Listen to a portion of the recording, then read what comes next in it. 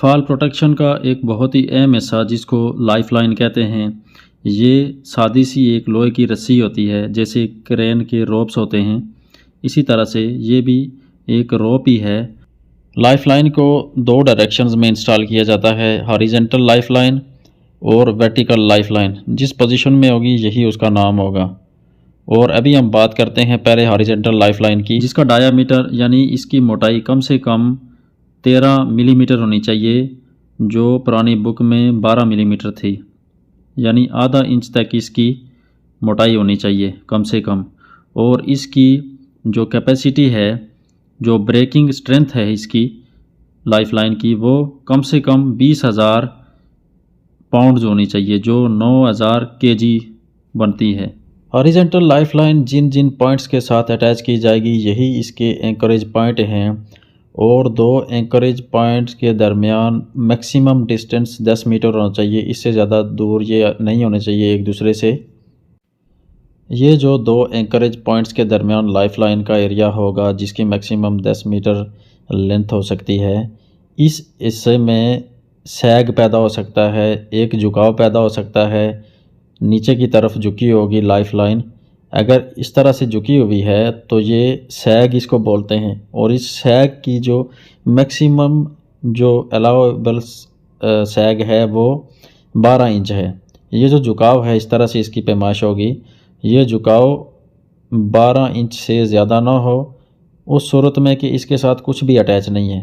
जब बंदे इसके साथ अटैच होंगे, जब लोड अटैच हो जाएगा, फिर तो ये मज़ीद नीचे की तरफ इसका सैग बढ़ेगा, 12 इंच से ज़्यादा हो जाएगा वज़न की वजह से। लेकिन बगैर कोई चीज़ इसके साथ इस हिस्से में अटैच किए, इसका सैग अगर होता है, इस तरह से झुकाव बना हुआ है, तो ये मैक्सिमम 12 इंच हो, इससे ज़्यादा ना हो। इस लाइफ लाइन के जितने भी एंकरेज पॉइंट होंगे उन सब की अलग अलग कैपेसिटी कम से कम 5,000 पाउंड होनी चाहिए। वही पहले वाला फिगर जो हमने फॉल अरेस्ट सिस्टम में सब कंपोनेंट्स के लिए पढ़ा, सेम वही फिगर है। 5,000 पाउंड्स मिनिमम कैपेसिटी होनी चाहिए।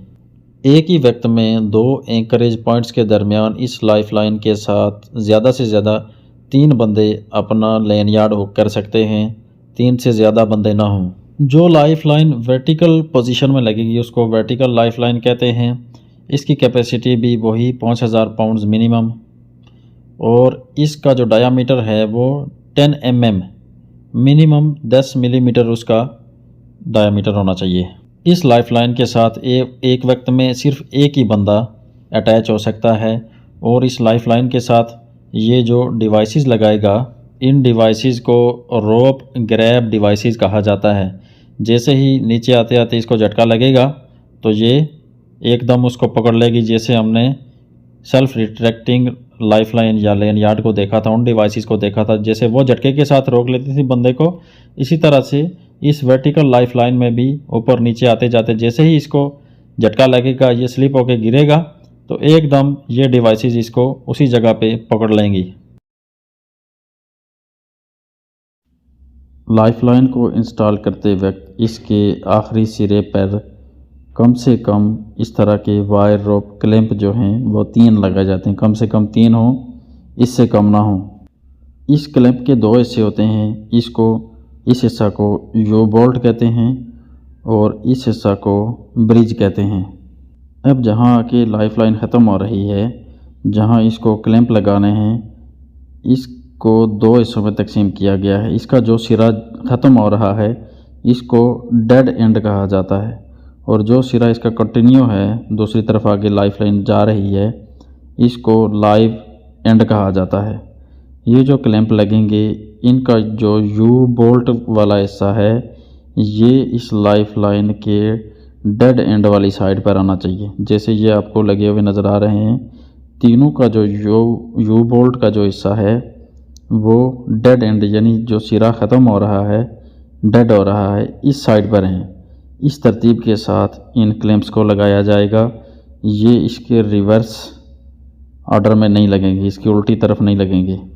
इन क्लैंप्स के दरमियान फासला कितना होना चाहिए?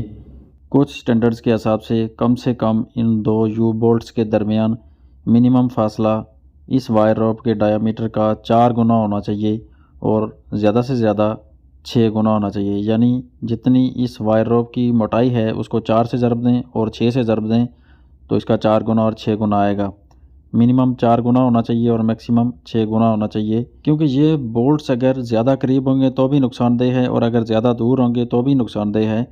लेकिन इस मामले में आरामको एक ही फिगर बताता है जो अप्रॉक्सीमेटली इस वायर रोप के डायामीटर का 6 गुना है। यानी मिसाल के तौर पे इस वक्त हमारे पास ये वायर रोप आधा इंच मोटी है, 12.5 या 13 इसकी मोटाई है, तो इसका 6 गुना हम करेंगे। आधे इंच को 6 से ज़रब दें तो अप्रॉक्सीमेटली ये 3 इंच बनता है।